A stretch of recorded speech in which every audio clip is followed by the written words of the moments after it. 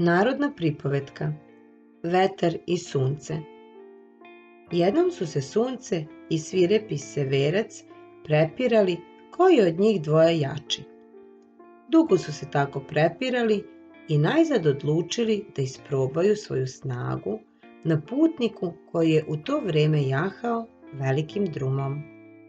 Pazi, rekao je severac, kad se sručim na njega, odmah ću mu skinuti ogrtač. Čim je to izgovorio, odmah poče duvati iz sve snage. Ali, što je više duvao severac, to se putnik jače uvijao u svoj ogrtač. On je proklinjao nevreme, ali ipak jahao je sve dalje i dalje. Severac se ljutio, besneo, bacao na jadnog putnika i sneg i kišu. Proklinjući severca, putnik je obukao svoj ogrtač i još čvršće zategnuo pojas. Onda se i sam severac uverio da ne može skinuti ogrtač sa putnika.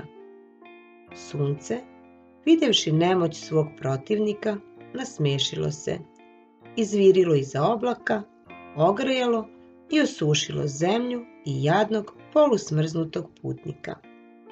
Osetivši toplotu sunčevih zrakova, putnik je sam skinuo svoj ogrtač, umotao ga i privezao za sedlo.